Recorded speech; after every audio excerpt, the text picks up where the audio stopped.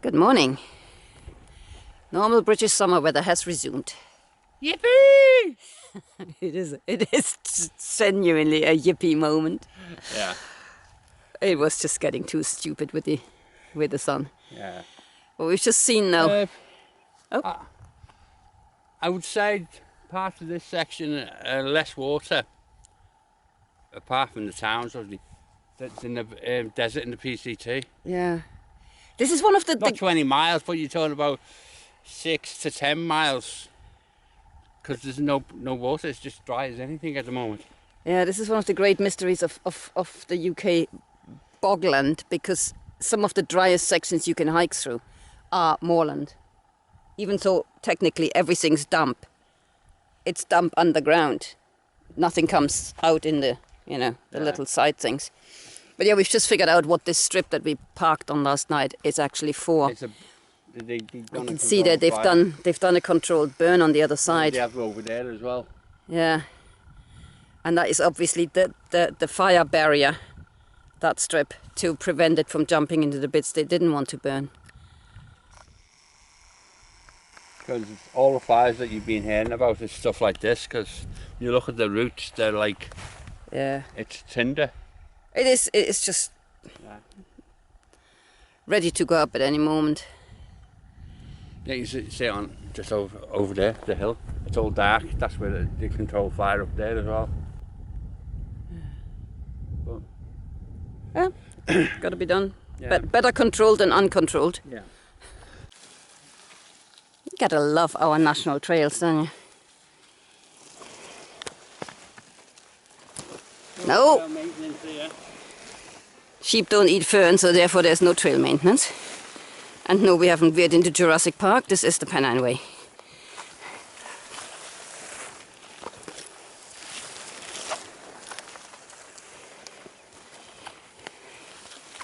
Crikey.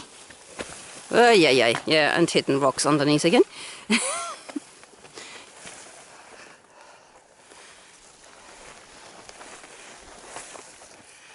The guidebook describes this as the most horrible part of the Pennine Way. Not sure I agree, it's not pleasant, but there were other contenders for that award. Then again, we are hiking in a dry season. God knows what this would be like if it was muddy as well. We're off the moors now and on the forest road to Burness. Got about 4.5 miles, something like that, left to Burness. Beer time! It's not too early, is it? Well, there's no beer at Burness. Oh. That's why I'm giving you a look. It's just time to know where we are on the trail for a change.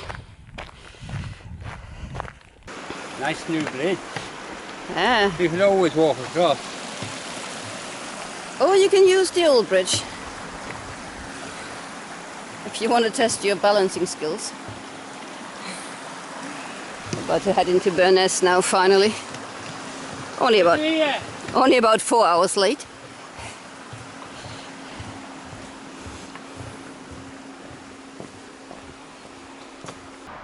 St. Francis's Church at Burness, very pretty building.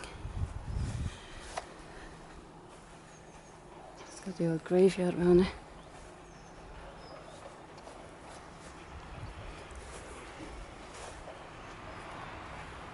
Nice. They do provide some bottled water in there for emergency use. But yeah, this is where working off 10-year-old maps came to bite us in the backside. This is us over there, stretched out, trying to have lunch, because we were working off a map that claimed there was a filling station over there somewhere. And we were hoping to pick up water there, and the filling station's gone. There's still a sign, but everything else has been planed. Even so, we're having to filter some water from a stream that's basically running through all the forestry work down there. So, yeah, not too keen on that idea, but hey, needs must. Just popped into this church.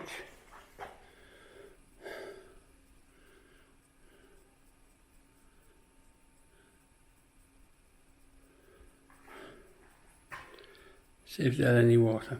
Unfortunately, don't. They've got some free bottled water.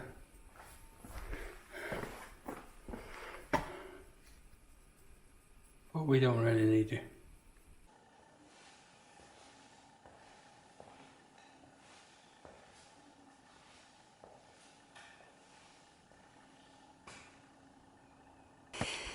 Well, that's 2 hours of our time we don't get back. Oh. We're on our way out of Burness now, having sat by the chapel nearly 2 hours to filter some water, but mainly to rebook the bus and hotel in the hope that we will finish a day earlier than we thought. This is a rather strange trail. I mean, not this bit I'm showing you right now, but the Pennine Way in general. We have never been on a trail where we should be now within 27 miles or 25 miles, and therein lies the problem of the end, and we have no way of gauging how fast we're traveling, when we're going to make it. It's been just weird. Every day is a guesswork as to where on the trail we are, where we need to get to. Yeah, it's like on the maps we can identify, but we can't identify the mileage in between, because nothing we've got, including the signposts along the way, gives you any kind of mileage. And as I said, we've now got two data bases. One claims it's 27 miles to Kirkjärden from here. The other one claims it's 25. Not a huge distance, I know, but it's been like that at every stage. There's no consensus about how long this trail is, and therefore it's a bit difficult to judge how long it's going to take you to hike it. But hey, we're on our way up.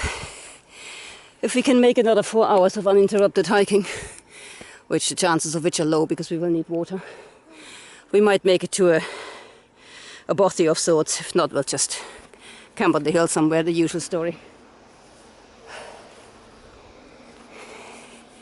But this climb out of Burness is unexpected. And Heidi's quite angry, so she's flying up here. Yeah, I'm just where we were thought. I mean, it's not just the having to rebook stuff. That's our dumb luck for having pulled the trigger too soon. But you're trying to do stuff like that from the roadside. The internet goes in the middle of the booking, just as the payment's being processed, and stuff like that. And I'm trying to ring people, and the signal breaks down. And I used to sort of, you know, when you meet people, you say, "Oh yeah, I got my mother, father, brother, lover, you know, whatever, to arrange, you know, to book me a hotel in the next village." And you think, "Can't you do that yourself?" And the answer is, no, you really can't. These people are smart to get somebody at home to do it for them. Too much stress from the roadside. Burness Hill. Nobody warns you about that. I've reached the end of my legs. I mean, these steps are longer than my legs are. I think it was easier getting up the waterfall. Next time we come, we'll get Heidi some scaffolding for the feet. Won't it bend under my thunder thighs? It probably would. But I wasn't going to say that. I'm just agreeing with you now. I'm in trouble. Again. It's a long way down.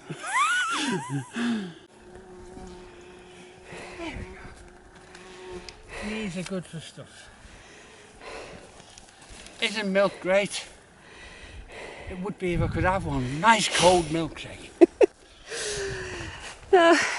I always laugh when I hear that in other people's YouTube video, but nobody warned us about this. Wow. My God. Honestly, I have to go back and rewatch all the YouTube videos we watched of people doing the Pennine Way. I'm not sure anybody's ever... Go back down and try it again.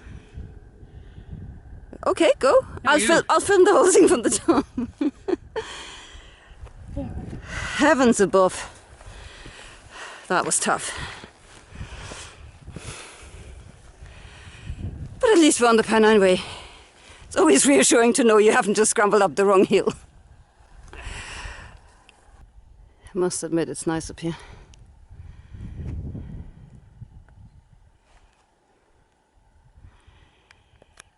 That pile of rock is where we finally reached the top. Hello! There's weird people standing in the middle of the trail waving, but we'll just ignore them for now. And this is what lies ahead. A session of, I think they call them undulating hills. Not too much down, not too much up. Looks like we might be in for a couple of hours of nice hiking. If the weather holds, which, according to the forecast, it will do for another 30 minutes. Yay! Raven's Nose. Not sure what they know. Apparently it's an archaeological area. You're not allowed to dig here. I really don't know what that person in the green thing is doing. I'm not sure I want to know what they're doing. But you're allowed to do it. You're allowed to carry a big, I don't know, knife?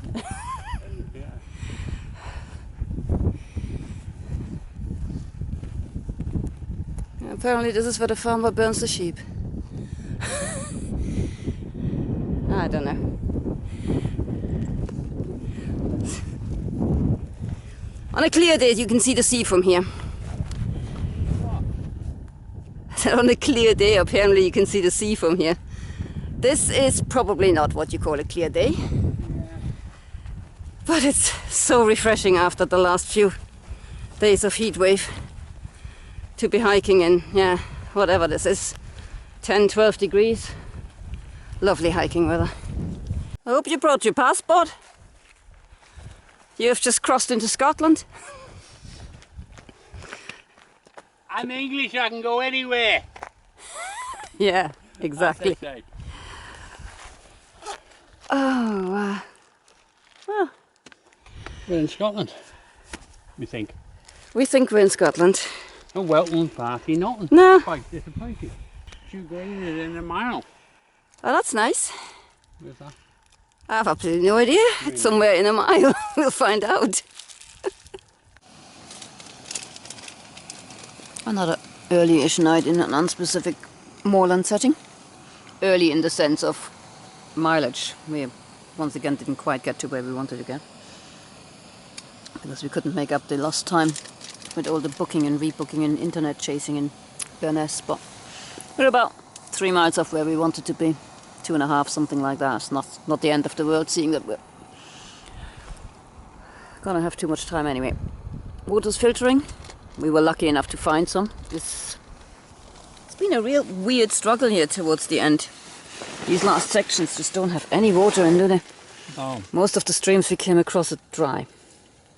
Obviously after 2 weeks of various heat waves. Yeah. Except now when it's raining. Except now when it's raining, yeah.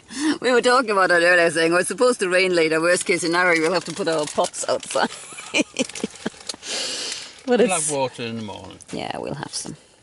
And then hope that there's some more on the way. So, what was your most enjoyable or favourite bit today? And your least favourite bit? Apart from dinner, obviously.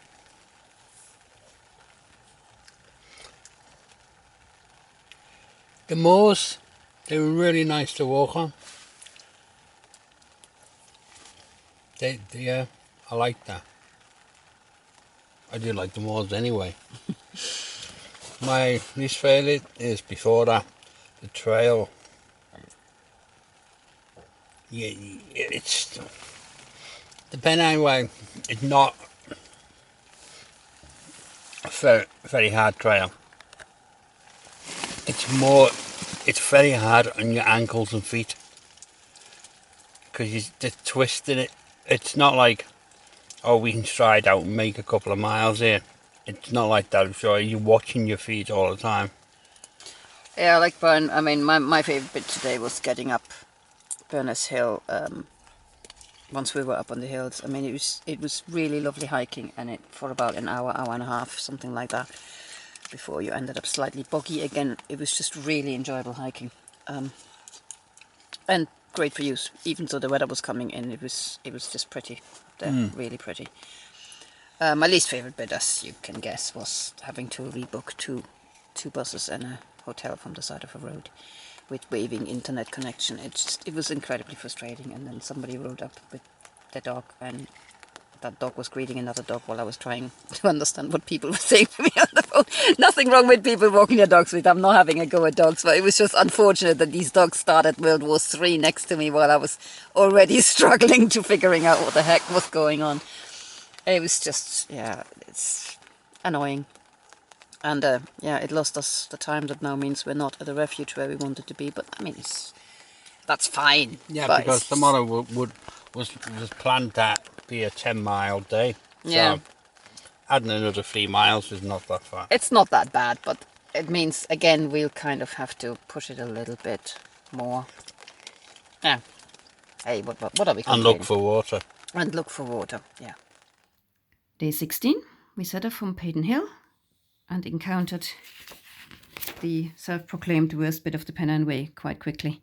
This is this tiny section here that was so totally overgrown. And with overgrown, I mean overgrown. What we didn't film is there were actually little pine trees growing in the middle of the path.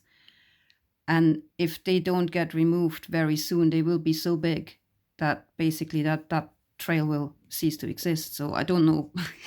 I don't know who needs to know that, but there's some pine trees need kind of ripping out while they're still yay high.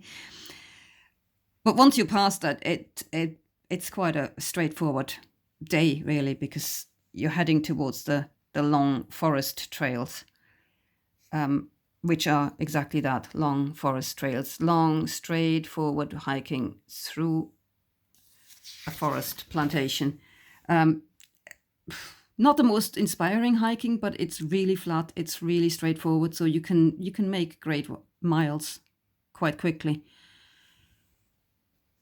We stopped here, hoping to pick up some water. Actually, but we couldn't quite get down to the stream, so we just stopped and drank what water we had left from the night before and made breakfast here. And then carried on past the campsite into Burness in the stupid assumption that the petrol station was still there and we could fill up there and maybe grab a bite to eat or whatever. And as you can see on this map, I don't know why we didn't look at it, there is no more petrol station. It was sort of here. You could just about see the sign from the path, but it was all clear-felled around there and bulldozers and whatnot, so they've obviously knocked that down. They might be building something new there, but it's not going to be a petrol station. So yeah, so we ended up by the church instead, sitting at the roadside, trying to make phone calls and having little rants, as you witnessed. And then after that lunch break, the climb out of Burness is, yeah, it's that. It's several 4-letter words that you don't expect. I mean, it's just really, really steep. Again, you can see it is tiny stretch, really, well, maybe half a mile or whatever. But it's just so much steeper than you expect at that point to get up to Burness Hill. And the scrambling at the end, I mean, for people with short legs really is quite difficult. And not technically, but just in terms of powering yourself up there when you've got your whole body height to pull. But once you're on the top, it's just beautiful. It's absolutely beautiful, rich walking. Really, yeah, it's really straightforward. The path is great. It's easy to find. It's mostly flagged. It was just really enjoyable hiking. It was Raven's Knowe, where the archaeological sign was that we still don't know what that means. And yeah, it just was a really, really good day. But we had lost so much time sitting around, trying to solve our bus problems, that by the time we this is the Scottish border, by the time we crossed into Scotland, it was getting quite late already. So we headed towards the Roman camp, which that's what Chew Green is, incidentally. It's the Roman camp and fortlet. And we managed to, I think, yeah, it's down here. We managed to just dip down there and pick up some water here. And that was the first water we found. And it remained the only water we found that was still running on that day. So once we'd picked up enough water, we carried on for a bit. And our aim was to get to a refuge hut in 2-3 miles further on, but it was starting to get dark and we were tired, to be honest. And some flat ground presented itself somewhere around about here. So we decided to just stay in the middle of the moors again, to get washed out by the rain. But more of that in the next video.